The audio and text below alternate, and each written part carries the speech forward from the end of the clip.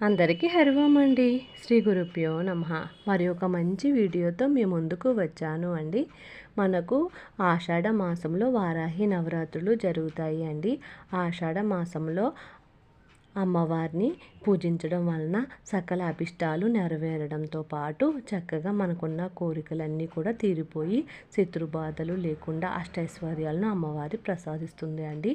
వారాహి అమ్మవారు అంటే ఎవ్వరూ కాదండి, లలిత అమ్మవారి యొక్క సర్వ సన్యాధ్యక్షురాలు అండి.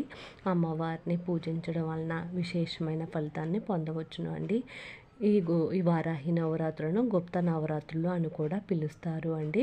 మనకు నవరాత్రుల్లో మనం ఏ విధంగా అయితే అఖండ దీపాన్ని కలశాన్ని ఏర్పాటు చేసుకుంటామో అదేవిధంగా ఈ వారాహి నవరాత్రుల్లో కూడా ఆ విధంగా ఏర్పాటు చేసుకోవాలి అండి. అఖండ దీపము కలశము ఏర్పాటు చేసుకోలేని వారు అమ్మవారి పూజని ఏ విధంగా నిర్వహించుకోవాలో ఈ వీడియోలో తెలియజేస్తాను అండి. అదేవిధంగా 9 రోజులు కుదరలేని వారు ఏ రోజులు పూజించాలనే విషయాన్ని కూడా ఈ వీడియోలో తెలియజేస్తాను అండి. వారాహి అమ్మవారి చిత్రపటం లేనట్లయితే లలిత అమ్మవారి చిత్రపటము లేదా లక్ష్మీ అమ్మవారి చిత్రపటము ఉంటే ఏర్పాటు చేసుకోండి. మన ఇంటికి ఈశాన్య మూలన చక్కగా ఈ విధంగా వరిపిండితో ముగ్గును పెట్టి ఆ వరిపిండిలో పసుపు కుంకుమ గంధము అక్షింతలు వేసుకొని చక్కగా పీఠాన్ని ఏర్పరచుకొని ఆ పీఠం మీద ఒక క్లాత్ని ఏర్పరచుకోండి. చందనం కుంకుమలతో అలంకరించిన వారాహి అమ్మవారి చిత్రపటాన్ని ఏర్పరచండి. అదేవిధంగా అమ్మవారికి ఏవైనా దండలు ఉంటే సమర్పించండి, ఏవైనా పూలమాలను ఉంటే కూడా సమర్పించండి. ఈ విధంగా డెకరేషన్ చేసుకున్న తర్వాత అమ్మవారికి చక్కగా మంగళకరమైన వస్తువులతోటి పూజించడం వలన చాలా మంచిది అండి. అమ్మవారి పూజను మొదటగా చేసుకునే రోజున అమ్మవారికి అభిషేకాన్ని చేసుకోండి. ఈ విధంగా అమ్మవారికి లలిత అమ్మవారి ప్రతిమ కానీ లేదా లక్ష్మీ అమ్మవారి ప్రతిమ ఉంటే అభిషేకం చేసుకోండి. అభిషేకం చేసుకుంటే ఇంట్లో ఎంతో ప్రశాంతంగా ఉంటుందండి.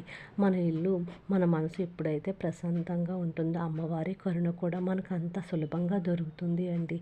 చక్కగా ఈ నవరాత్రులు అన్నీ కూడా చాలా విశేషంగా ఇల్లు అంతా పండగ వాతావరణంతో ఉండేటట్టు చూసుకోండి. చక్కగా వాకిళ్ళ దగ్గర ముగ్గులను పెట్టడము, తులసమ్మ దగ్గర ముగ్గులను పెట్టి దీపాలను వెలిగించుకోవడము, గడప దగ్గర పసుపు కుంకుమ గంధము అక్షింతలతోటి అలంకరించుకోవడం వలన అమ్మవారి కరుణ సులభంగా దొరుకుతుంది అండి. అదేవిధంగా ఈ వారాహి నవరాత్రుల్లో రోజుకొక రకమైన అక్షింతలతో పూజించడం వల్ల అమ్మవారి కరుణ సులభంగా దొరుకుతుంది అండి.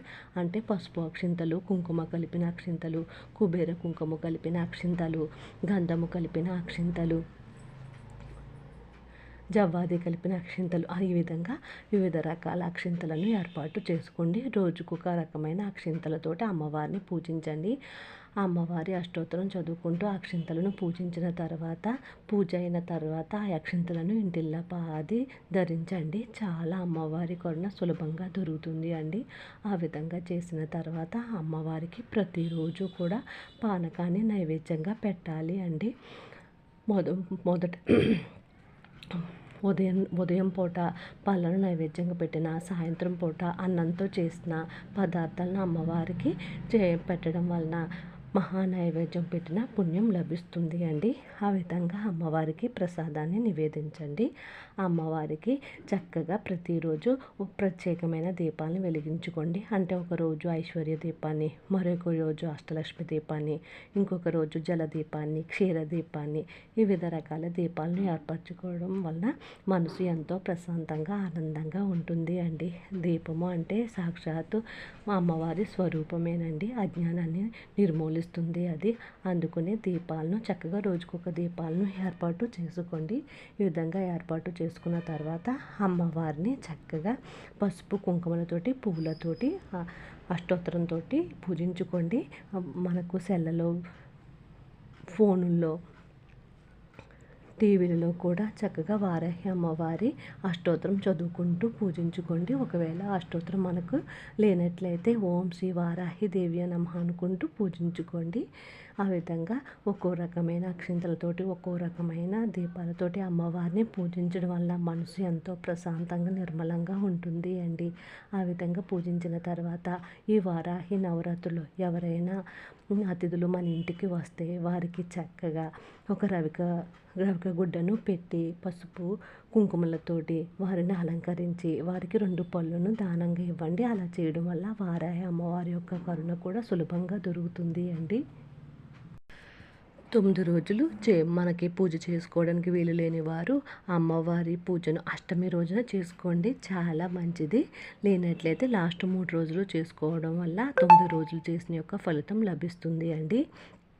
ఈ విధంగా అమ్మవారిని పూజించడం వలన మనకు విశేషమైన ఫలితం రావడంతో పాటు మన ఇంట్లో 10 ఆరోగ్యంగా ఆనందంగా సంతోషంగా ఉంటాము అండి. ఈ వారాహి అమ్మవారిని పూజించడం వలన మనకి ఎటువంటి ఆరోగ్య సమస్యలన్నీ నివారింపబడతాయి అండి. చక్కగా ఇల్లు ఎంతో ఆనందంగా ఉంటుంది అండి. 9 రోజులు చక్కగా సాత్విక ఆహారాన్ని భుజించండి. ఇంట్లో మాంసాహారం వండకూడదు, తినకూడదు అండి.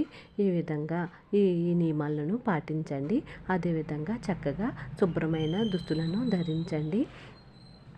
వీలైతే చక్కగా కింద పడుకోవడానికి ప్రయత్నం చేయండి. ఆరోగ్యం సహకరించలేని వారు మంచం మీద పడుకున్నా పర్వాలేదు అండి. ఈ విధంగా వారాహి నవరాత్రులను ప్రతి ఒక్కరూ చేసుకోండి. ఒక్కసారి వారాహి అమ్మవారి నవరాత్రులను చేసుకోండి, చూడండి, తేడా మీకే తెలుస్తుంది. అయినా అమ్మవారిని పూజించాలి అంటే పెట్టి పుట్టుండాలి అంటారు అండి. అంత మంచిది అండి వారాహి నవరాత్రులను చేసుకోవడము. చక్కగా ఈ విధంగా కలశం లేకుండా అఖండ దీపం లేకుండా కూడా అమ్మవారిని నిత్యము పూజించుకొనవచ్చును అండి. పీటను ఏర్పాటు చేసుకోలేని వారు పూజా గదిలో కూడా చక్కగా అమ్మవారి చిత్రపటాన్ని ఏర్పరచుకొని 2 పూట్ల దీపాన్ని పెట్టి ఈ విధంగా అష్టోత్తరంతో అమ్మవారిని పూజించుకోవడం వల్ల నవరాత్రులు ఈ వారాహి నవరాత్రులు చేసుకున్నంత ఫలితం లభిస్తుంది అండి.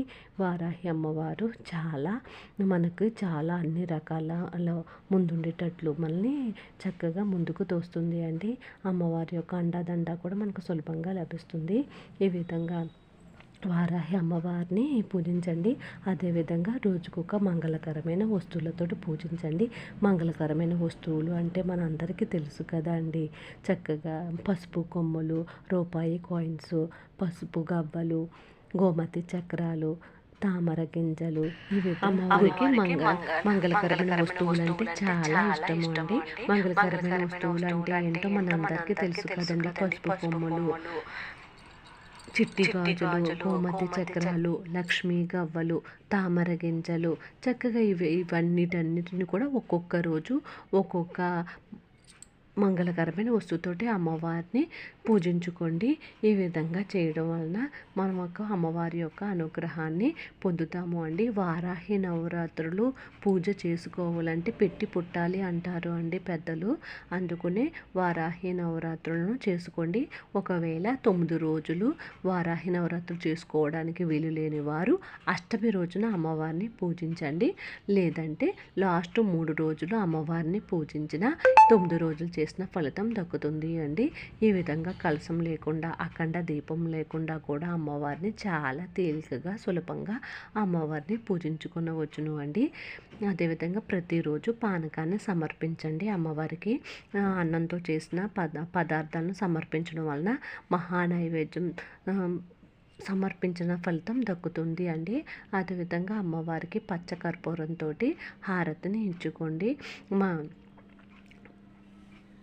పంచగవ్య దీపం ఉంటే కూడా ఏర్పాటు చేసుకోండి, చాలా మంచిది. ఈ విధంగా వివిధ రకాల దీపాలను ఏర్పాటు చేసుకోవడం వల్ల అమ్మవారి యొక్క కరుణ సులభంగా పొందవచ్చును అండి. ఈ విధంగా వారాహి నవరాత్రుల్లో అమ్మవారిని పూజించుకోండి, చాలా తేలికగా. మరి ఒక మంచి వీడియోతో కలుస్తాను అండి. ఈ వీడియోకి సంబంధించి ఎటువంటి సందేహాలున్నా నన్ను కామెంట్ రూపంలో అడగండి, నేను మీకు రిప్లై ఇస్తాను. నన్ను ప్రోత్సహించండి. మరి ఒక మంచి వీడియోతో కలుస్తాను అండి. ఈ వీడియో కనుక మీకు నచ్చినట్లయితే ప్లీజ్ లైక్ చేయండి, షేర్ చేయండి, కామెంట్ చేయండి, సబ్స్క్రైబ్ చేయండి. లోక సంస్థ సుఖినో భవంతు. మరి ఒక మంచి వీడియోతో కలుస్తాను అండి.